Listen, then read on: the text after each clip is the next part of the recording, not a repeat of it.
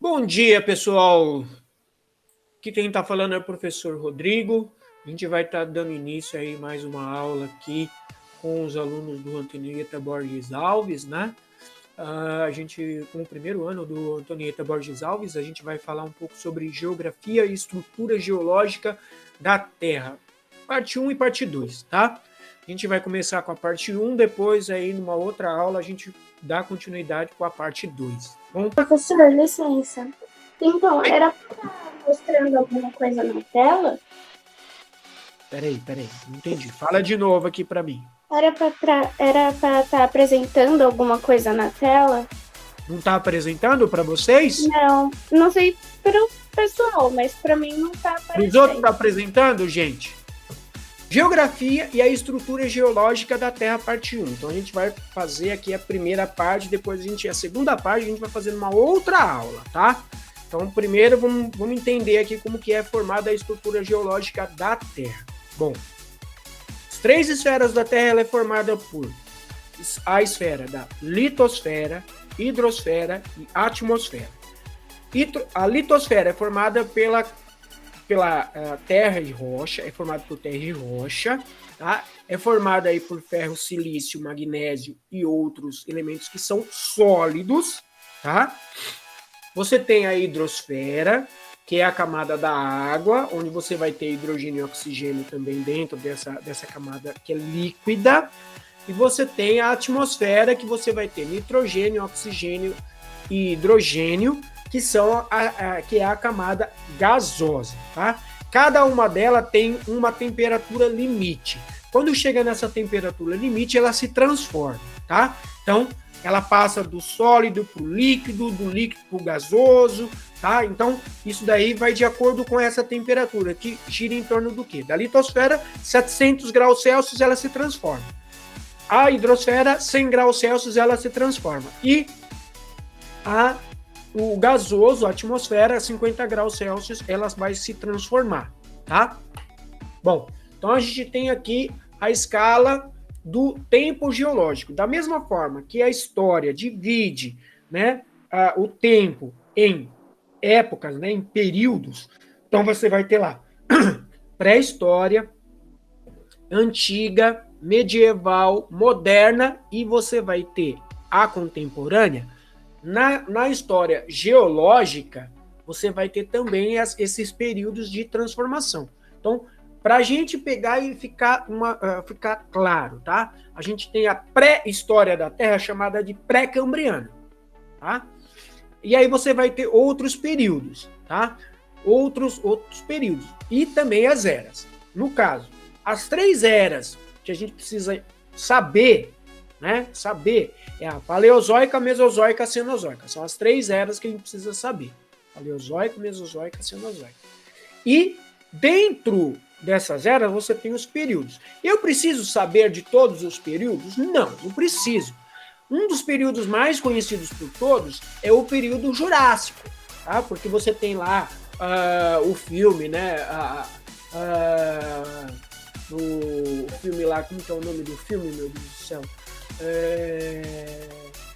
Parque dos Dinossauros. Não, o Parque dos Dinossauros, ele vai falar sobre o período Jurássico, né? A gente só sabe desse, que é o período Mesozoico. Mas a gente precisa saber dos restos? Não precisa. O que a gente precisa saber desse período aí, dos períodos, é o período Quaternário, que é o período da Era Cenozoica, que é o período que nós vivemos, tá? Eu preciso saber a época, Holoceno, Pleistoceno? Não preciso. Eu só preciso saber que a gente está vivendo no período Quaternário, que é da Era Cenozoica, tá? Dessa maneira, que a gente precisa entender e saber, quando a gente fala sobre esses períodos geológicos da Terra, é que a Terra ela tem um terreno muito antigo, tá? O Brasil ele é de um terreno muito antigo. Então a gente vê aí no mapa, nesse mapa que vocês estão vendo aí, esse mapa está mostrando para a gente aí que o território ou a terra do Brasil é uma terra onde você tem um terreno muito antigo. o período Cenozoico, período Mesozoico, Paleozoico, Pré-Siluriano, Proterozoico, e assim sucessivamente. Ou seja, é um período muito antigo. Ó, do primeiro período da Terra, que é o período da solidificação da Terra, a gente vai ter Terra aqui, ó. Ó, tá vendo esse rosinha? Esse rosinha aqui é terra da primeira solidificação da Terra. Então, olha só como que o período, o terreno terrestre, o terreno da Terra, o terreno do Brasil, ele é muito antigo, tá? Ele é muito antigo. Aí, se a gente fosse dividir a Terra em períodos, né, dentro de um ano, como que foi formada a Terra dentro de um ano? Então, a gente poderia pegar e fazer assim. No mês de fevereiro, a gente tem a formação das rochas mais antigas, que é a rocha que aquela rocha rosinha que a gente viu no Brasil lá, tá vendo? No período de fevereiro, a gente tem a formação dessas rochas mais antigas.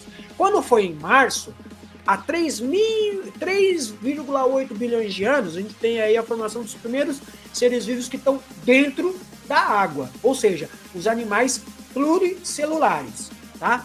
Em julho, a gente tem aí um aumento significativo do oxigênio na atmosfera, né? Por que disso? Porque a Terra, como ela era uma grande bola pastosa, que estava incandescente, conforme ela foi se resfriando, né? Quando a gente pega lá um ferro, coloca dentro da água, o que vai acontecer? Não vai sair uma fumaça? Então, quando sai essa fumaça, são os gases que estão indo para a atmosfera. A mesma coisa vai acontecer com a Terra. A Terra ela vai começar a se resfriar, vai começar a soltar esses gases. Foram esses gases que vão começar a formar a atmosfera, né? Em julho, a gente vai ter as primeiras formas de vida que vão estar utilizando fotossíntese, ou seja, plantas dentro da água, tá? Dentro da água ainda aí, tá? Quando chega por volta de novembro, a gente vai ter uma grande diversificação de vida marítima, ou seja, então alguns novos animaizinhos começam a aparecer, aí já unicelulares começam a aparecer dentro da água, né? Depois de um certo tempo, em novembro, há 400 milhões de anos atrás, a gente vai ter o aparecimento de plantas e animais na Terra, na superfície. Agora você já tem uma temperatura e oxigênio suficiente para que plantas e animais sob a superfície possam sobreviver. Então vai aí estar aparecendo nesse período. E aí, em dezembro, né? No dia 26 de dezembro, mais ou menos, a gente tem o aparecimento dos dinossauros, né? Que vai ser por volta aí de 190 a 65 milhões de anos atrás, né? O homem e os dinossauros, eles apareceram no mesmo período? Não há possibilidade de você ter esses dois elementos aí juntos, tá? Quando você tem 65 milhões de anos atrás, os dinossauros desaparecem. E aí depois, há 5 milhões de anos, ou seja, 60 milhões de anos de diferença, o homem aparece. Então a gente não tem a possibilidade de encontrar, né, um Tiranossauro Rex junto com um ser humano. Possível isso acontecer, tá? Você vê lá nos Flintstones lá, um Brontossauro junto do Fred, isso ia acontecer com o ser humano? Jamais, isso é impensável, não tem como, não teria como acontecer isso daí, tá? Então, só para vocês terem uma noção de como foi sendo feito os 4,5 bilhões de anos só em um ano, tá? Aí a gente tem a estrutura da Terra, né, como que é formado dentro da Terra. Então a Terra ela é formada por 3 camadas, né? A crosta, que é a parte mais fina, parece uma casca de ovo. Você tem o manto e você tem o núcleo, tá? Dentro do manto você tem 2 partes. Então você tem a parte superior e a parte inferior. E a mesma coisa no núcleo. O núcleo externo e o núcleo interno, tá? O que a gente precisa saber aqui? É que conforme você vai entrando para o interior da Terra, você vai, a cada 1 quilômetro que você perfura a Terra, você aumenta 1 grau Celsius, tá? Então aí, imagina só, o núcleo ele tem mais de 6.000 graus Celsius. Então olha a distância que tem da crosta para o núcleo. É muito grande a distância entre a crosta e o núcleo. Por isso que você vai tendo um aumento de temperatura. Conforme você vai distanciando do núcleo para a crosta terrestre, vai diminuindo a temperatura. A superfície da Terra você tem uma temperatura de 26 graus Celsius. Já no núcleo da Terra você tem 6.000 graus Celsius. Olha a temperatura. Você vai ter até um filme chamado Viagem ao Centro da Terra, que aquilo ali foi só um devaneio, né? Foi só um devaneio por parte do nosso queridíssimo, meu gato querendo aparecer na água, né? Voltando.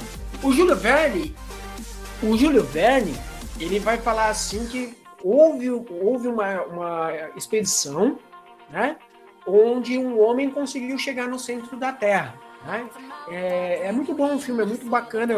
Eu recomendo que vocês assistam esse filme para vocês verem como que como que ele trata essa questão, né? Que é muito mágica de conhecer o desconhecido. Né? Então aquilo ali é só um desvaneio, mas tudo bem. É impossível chegar no centro da Terra. Só para vocês terem uma ideia, é impossível chegar no manto. Tá? O material mais duro da Terra, que é o diamante, ele derrete. Não tem como. Não tem como. O manto é um material, ali dentro do manto você tem um material pastoso, são rochas derretidas, em fusão. Tá? Então, é impossível chegar ao centro da Terra. Pois bem, aí você tem uma outra imagem da estrutura da Terra, né? A crosta oceânica, que é aquela parte do oceano, a crosta continental, que é a Terra solidificada, né? O manto superior, inferior, o núcleo externo e o núcleo interno. Pois bem, a mesma coisa que vocês viram naquela outra imagem, só que num plano cortado. Tá? É isso que está mostrando nessa imagem aí. Bom, quando a gente fala sobre a formação dos continentes, né, quando a Terra ela se formou, os continentes eles eram todos juntos, é o chamado de Pangeia. Tá? Vai ter um estudioso chamado Alfred Wegener, ele é um alemão que viveu por volta de 1912. O que ele fez? Ele estava estudando algumas plantas tal, e aí ele percebeu que o litoral da América do Sul, ou seja, o litoral brasileiro, ele se encaixa perfeitamente com o litoral africano. Tá? É muito semelhante. Você faz assim, ele se encaixa direitinho. Tá? E ele chamou essa teoria de afastamento da Pangeia, né? Que a Pangeia ela se afastou. Né? Ele chamou esse afastamento de teoria da deriva dos continentes. Deriva é quando você tem lá, fala assim, o barco está à deriva, ele está solto, né? Ele está solto, ele não tem nada que está impulsionando ele está solto. Então ele foi se afastando, se soltando com o passar do tempo, tá? Aí a gente tem uma imagem, né, mostrando como que o continente, né, americano, ele se encaixa perfeitamente com o continente africano, né? Então essa imagem aqui mostra que eles são bem, se você olhar aqui, ó, ele encaixa perfeitamente aqui, tá? Então foi essa imagem que está sendo mostrada para corroborar com a ideia do Alfred Wegener, tá? Então, a teoria do Alfred Wegener, ele fala assim, de acordo com essa teoria, em determinada época, há centenas de milhões de anos, todos os continentes formavam um único bloco, Pangeia, que do grego pan é toda, geia terra, toda terra. Ao longo de milhões de anos, com o movimento das placas tectônicas, ou seja, o que são as placas tectônicas? Lá no manto, entre o manto e a crosta, você vai ter uma placa, né, de rocha sólida que vai estar à deriva. Ela vai estar se movimentando, né? E essas placas vão se movimentar e aí elas vão se chocar. Ao se chocar, você vai ter um movimento sísmico que vai fazer com que você tenha a fratura dessa grande Pangeia, formando aí grandes blocos de terra. Então você tem dois blocos de terra formados aí, chamado de Gondwana, né, o primeiro bloco, e a Laurásia, tá? Daí por diante as partes foram se fragmentando até chegar na formação do território do jeito que a gente conhece, tá?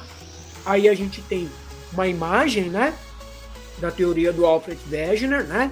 Então a América se colocando ali próximo da África, Antártida, para quem não sabe, ela estava junto também da América, tá? Ela também pegou uma parte da América, pegou uma parte ali da África, né? A Índia, né? A Ásia, a Austrália, então você tem ali. A Europa tá para cima, tá? Mas aí ele só pegou essa parte. Por que ele pegou só essa parte? Porque ele estava estudando algumas plantas, ele estava estudando alguns animais. E o que ele encontrou? Ele encontrou fósseis de animais, como por exemplo os cinogâmitos, né? Que ele foi encontrado tanto na América quanto na África. O Mesosaurus, ele foi encontrado tanto na América quanto na África, né? Uma samambaia, que é antiga, né? Uma das primeiras plantas, ele foi encontrado na Antártida e foi encontrado também na África e na América. Olha só como que isso daí também estava sendo encontrado. Então, provando para todo mundo que a Pangeia existiu, né? O fóssil desses animais, dessas plantas, provava que a Pangeia ele realmente existiu, né? Que ele não estava louco, mas só que isso só foi corroborado, só foi aceito só depois que o Alfred Wegener morreu. Aqui é uma animação que vocês vão ver da Pangeia, tá? Ó, vocês vão ver como que é o processo de animação. Aí a Pangeia e como ele foi sendo formado, tá? Ó, vou soltar. Ó, Laurásia Gondwana.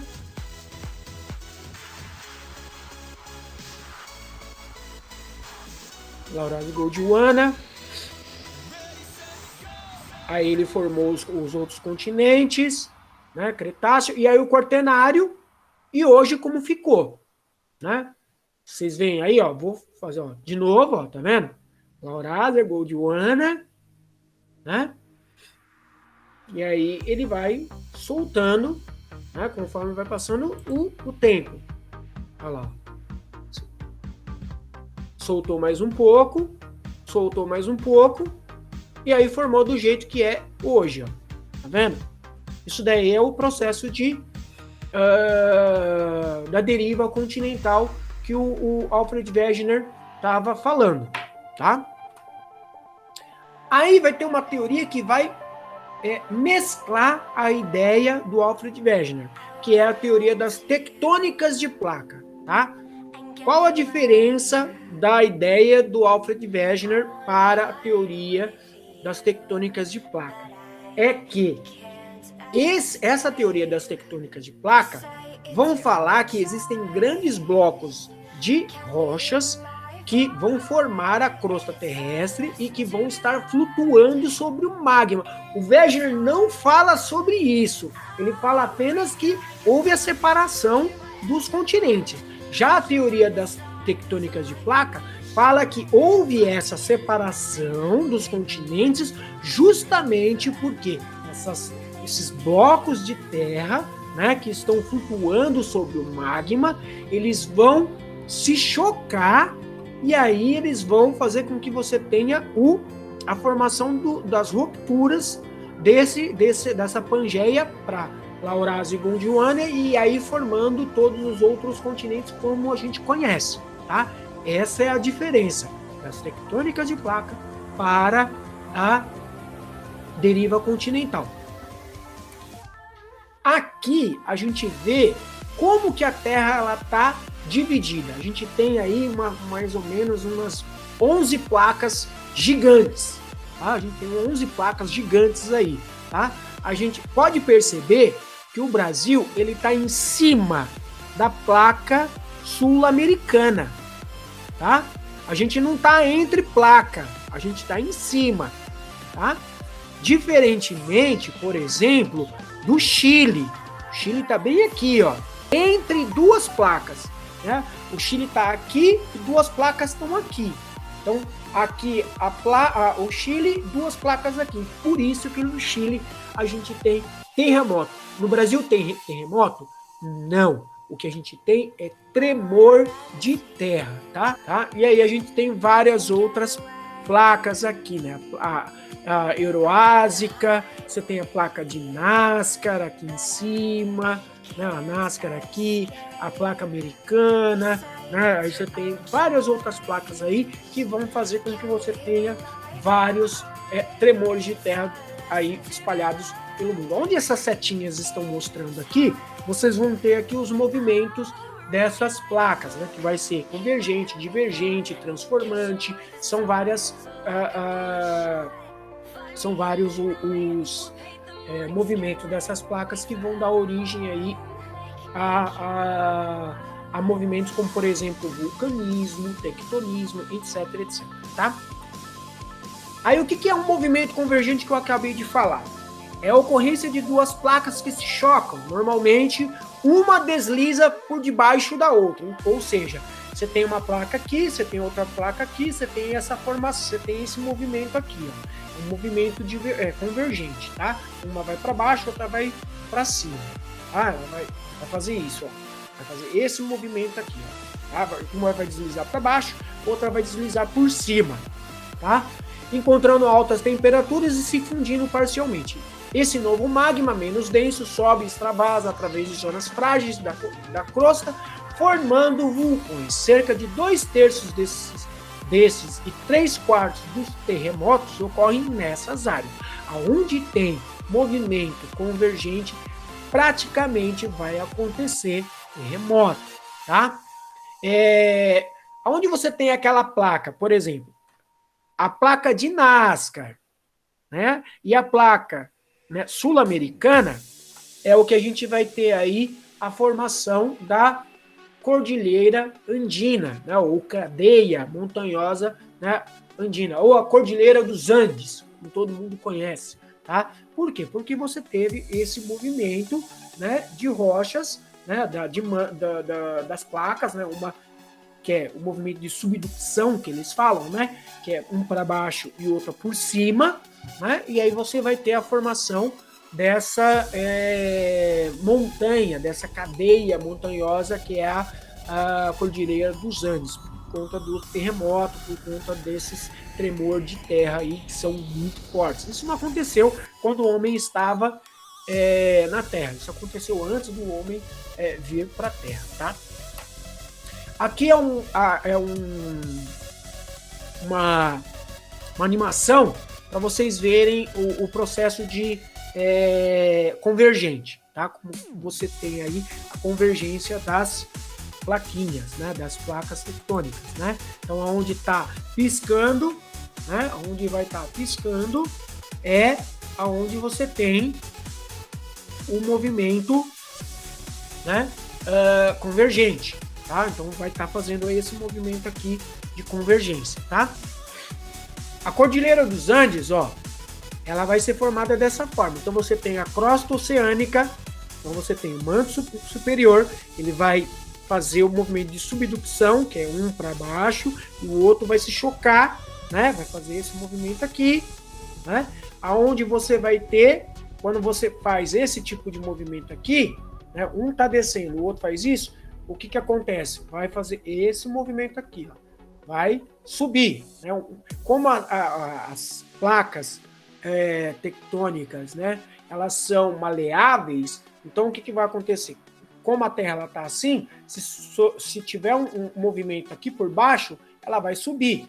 Foi por isso que formou a Cordilheira dos Andes. Por conta desses dois choques, teve uma elevação, né? Formando aqui o altiplano, né, da Cordilheira dos Andes, tá? Movimento divergente. Movimento divergente é diferente do movimento convergente. Como o movimento convergente ele está convergindo, está se chocando, divergente está se separando, tá? É um movimento de separação. Ao invés das placas se juntarem, elas estão se separando, né? Como está falando no texto aí. É uma ocorrência de placas que se afastam. O magma sobe através das fendas e extravasa, ou seja, sai para fora, né? Sair para dentro não dá, né, professor?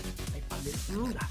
Formando um novo fundo oceânico, né? Formando um assoalho, né? Oceânico. Então, separou, magma saiu, aí o magma pega, entra em contato com a água, se solidifica e forma de novo um assoalho oceânico. Acontece principalmente ao longo das cadeias meso-oceânicas, ou seja, no fundo do mar, tá? Extensões elevadas submarinas, de topografia muito mais acentuada e exuberante que as zonas montanhosas dos continentes, e possui alcançar mais de 1.000 quilômetros de largura e 20.000 quilômetros de extensão. Então é grande pra dedéu, isso tudo dentro do oceano. Aí a gente tem uma animação do movimento divergente. As setinhas, elas vão estar piscando para esse movimento, ou seja, ao invés de você ter o choque, as placas estão se separando, tá? A dorsal mesoatlântica, lembra que eu falei lá quando eu falei assim de você ter quando você tem um movimento divergente dentro do oceano? Então, olha aqui, ó. Esse vermelho que vocês estão vendo aqui é a área onde você tem tremor de terra, ou seja, você vai ter as placas tectônicas que vão estar se chocando ou se separando e formando esse cinturão aí geológico, né? Esse cinturão sísmico, tá? Movimento transformante. Já o movimento transformante, ele é um movimento que ele vai fazer isso daqui, ó. Um vai para baixo, o outro vai para cima. Um vai para baixo, o outro vai para cima. Ou seja, vai se chocar, mas vai só se resvalar, tá? Também denominado movimento horizontal, separa placas que se deslocam lateralmente. O atrito entre elas é grande e causa nas rochas um esforço e deformações, que periodicamente se manifestam por meio de grandes terremotos, tá? O melhor exemplo é a falha de San Andreas, né? Não tem o GTA San Andreas, né? Então, é por conta, eles falam de San Andreas porque aquela região é chamada de Santo André, né? Na Califórnia, tá? Que é limitando a placa do Pacífico. Existe um filme chamado Terremoto que fala justamente sobre essa placa de San Andreas, e se caso você tiver um terremoto muito forte ali, faz com que os Estados Unidos possam se separar, né? Ele vai se romper, vai ter uma separação dos Estados Unidos, uma parte e outra parte vai se separar. Aí você tem a animação do movimento transformante, ó, tá vendo? Uma vai para cima, a outra vai para baixo, tá? Uma vai para cima, a outra vai para baixo. Aqui você tem a falha, né? A placa San Andreas que vai fazer a falha de San Andreas bem nessa parte amarelinha, tá? A falha de San Andreas, para vocês verem como que é, né? Na fotografia, né? Aqui você tem a placa de San Andreas, né? A falha de San Andreas bem aqui. E aqui uma foto via satélite, né? Da falha de San Andreas sendo mostrada aqui, né? É lógico que é uma animação, não é por dentro, né? Mas é uma animação. E aonde você tem uma placa que vai para cá, a outra placa vem para cá. E se você tiver um terremoto aqui, isso daqui vai fazer com que você tenha uma separação dos Estados Unidos, tá? Atividade sísmica. Atividade sísmica são os terremotos, tá? E aí esses terremotos vão ocasionar com que a gente tenha aí também os famosos vulcões, tá? Então, os pontinhos, né, que estão piscando aí, esses pontinhos que estão piscando são os pontos onde você tem a atividade sísmica, tá? Atividade sísmica. Então aí, por conta dessas atividades sísmicas, a gente tem os vulcões. Percebam que no Brasil não tem vulcão. Ó, no Brasil não tem vulcão, né? Teve vulcão? Sim, tivemos. Mas esses vulcões, eles são extintos. Você tem 3 tipos de vulcão: ativo, inativo e extinto. Ativo é aquele que entra em erupção. tá? Inativo, ele não está em erupção, mas ele pode entrar a qualquer momento em erupção. E extinto, nunca mais ele vai ter erupção, tá? Então a gente tem que lembrar disso daí. Por que ele vai entrar em erupção? Por causa que a gente tem uma corrente de convecção, tá? Então, uma placa vem para cá, outra placa vem para cá, né? Lembra lá do movimento divergente? As placas estão indo, né, contra uma sobre a outra, né? Então você tem uma placa que está sendo divergente e aí o magma ele vai subir, né? Como as placas estão indo para cá, outra para lá, vai formar uma falha. Aí esse magma ele vai vir para cá, vai fazer o cone, né? Vai fazer o conezinho, né? E aí ele vai fazer o processo de erupção vulcânica, tá? Então a gente tem esse tipo de situação, ó, movimento de convecção aqui, ó, movimento de convecção, né? Aí você tem outro movimento de convecção, um movimento divergente, né? E aí você tem a formação dos vulcões. Tudo bem? Aqui a gente tem o tectonismo chamado de orogênese. O que é orogênese? Orogênese é a origem da Terra, né? A gênese da Terra, tá? Movimento de convecção aqui, ó, litosfera, né? A crosta oceânica, né? O manto oceânico, né? A parte aqui oceânica, né? Se chocando com a placa continental e a placa oceânica se chocando, formando aqui um vulcão, tá? Aí esse vulcão ele vai entrar em erupção. Essa lava entrando em contato com a água, o que ela vai formar? Ela vai formar ilhas vulcânicas, tá? Nós temos duas ilhas vulcânicas aqui no nosso país, que é a ilha de Fernando de Noronha, né? E você tem uma outra ilha, que é São Pedro e São Paulo, tá? Aí você tem novamente aqui movimento convergente, né? Uma crosta oceânica com a crosta continental, e aí você tem a formação do quê? Da Cordilheira dos Andes aqui, ó.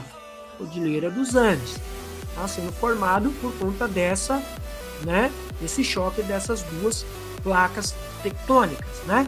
E aqui a gente tem a Cordilheira do Himalaia, né? A Cordilheira do Himalaia, onde você tem duas placas continentais, uma se chocando com a outra, formando aqui uma cordilheira, né, do Himalaia, tá?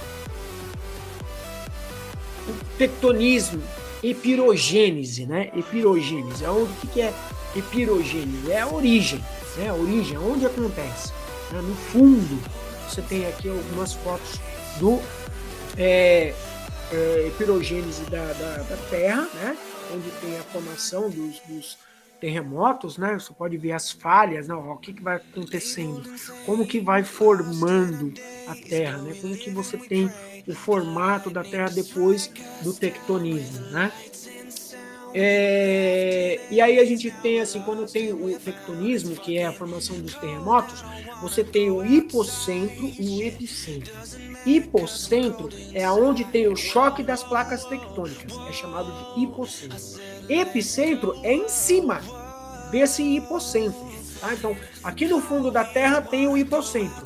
Subiu fora da Terra, onde está acontecendo o terremoto, é o que a gente chama de epicentro, tá?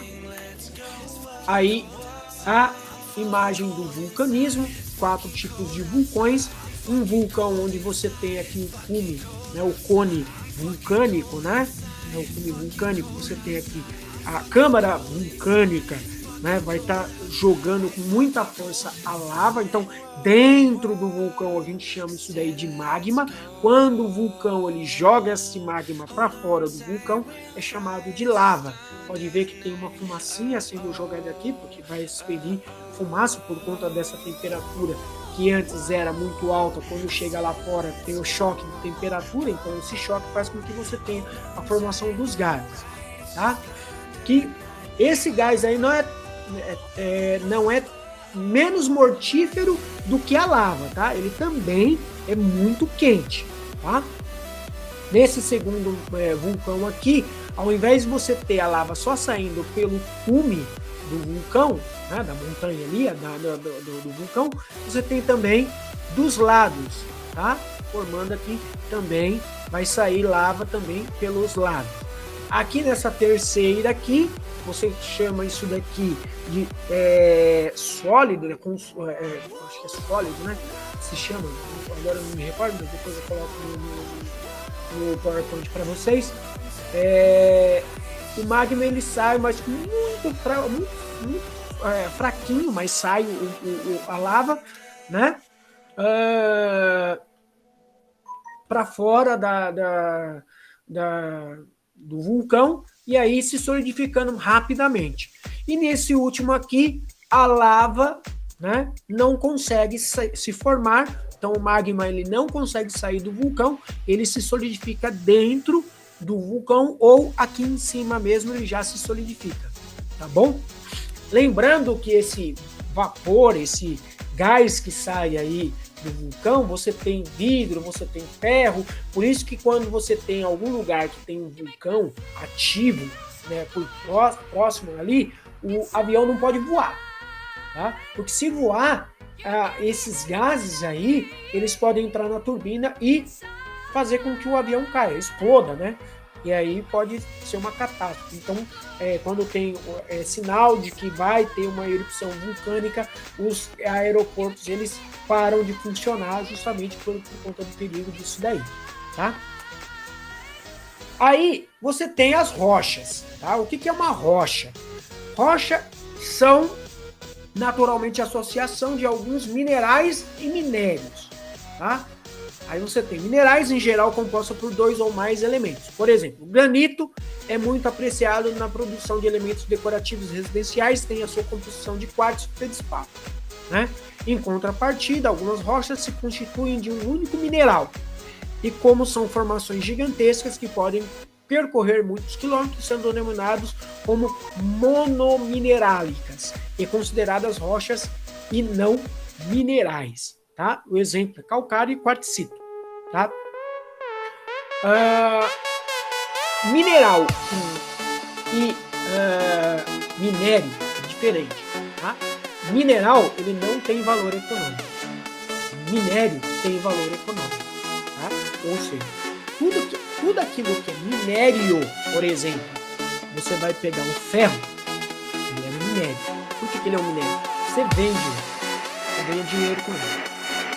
Mineral, você não ganha dinheiro com ele. Tá? Existem minerais que são denominados como essenciais e definem a natureza de uma rocha. Por exemplo, se a rocha é vulcânica, é um rio ali, e não um basalto.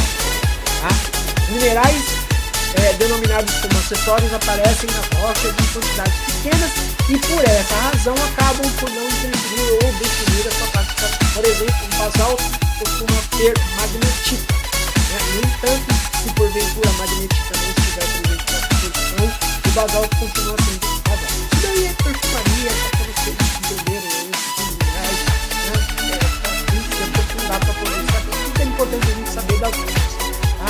Que a gente tem 3 grupos de rochas: ígneas, metamórficas e sedimentares. Tá? A crosta terrestre é composta somente de 5% de rochas sedimentares. Detalhe: o Brasil, a sua grande maioria do território é sedimentar. Tá? Esses 5% aí, o Brasil está dentro. Tá? O restante é tudo ígnea e metamórfica. A gente vai ver o que é ígnea, o que é metamórfica, o que é sedimentar. Tá? O que é rocha ígnea? Rocha ígnea, ela é uma rocha que se solidificou no magma. Tá? Então fez um processo de solidificação. Então tem 2 tipos de solidificação da rocha ígnea. Tá? Uma é que ela se solidifica fora da Terra, que é chamada de extrusiva, e dentro da Terra, que é chamada de intrusiva. Também pode ser chamada de profunda. E a extrusiva pode chamar de ígnea. Tá? Esse daí é a rocha chamada de extrusiva. O que é a rocha extrusiva? É a rocha que se formou fora da Terra. O basalto é uma rocha extrusiva, que ela se formou fora da Terra.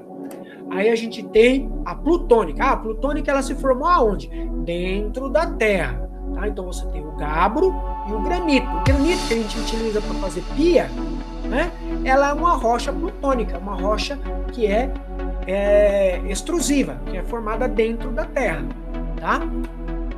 Rocha sedimentar é uma rocha que ela é formada por conta de desgaste. Tá? Então você tem lá sol, chuva, vento, o que vai acontecer? Vai começar a fazer o processo de erosão, e essa erosão vai fazer com que você tenha partículas, fragmentos dessa rocha sendo levada pelo vento. Sabe quando você pega, assim, por exemplo, o giz, você esfarela o giz assim na mão, e você sopra ele? Então, é a mesma coisa. Né? Por que o giz ele é chamado de rocha sedimentar? Porque é o calcário. O calcário é a base para se fazer o giz. E aí você tem ali, né, ela é bem porosa, né? Se você pegar e jogar água no giz, ele vai absorver, por isso que é chamada de permeável. Tá? Então, são fragmentos de rocha. Que rocha? As rochas que são ígneas, rochas metamórficas que sofreram um processo de sedimentação, um processo de desgaste. Tá? Metamórfica é quando uma rocha se funde a outra. Tá? Gazing far into the night, I raise my hand to the fire, but it's no use, cause you can't stop it from shining through.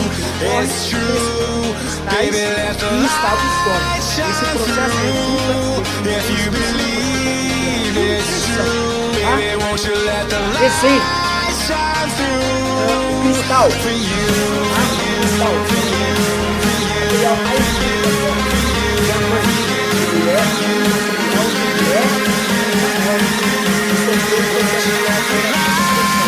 Que tipo de rocha faz essa transformação para ser um diamante? Então, o mineral ele sofre pressão, e além dessa pressão, temperatura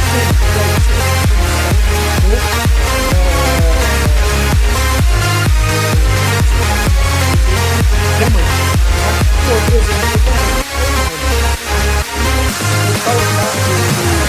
Aquele lá de granito, ele vai se transformar em diamante.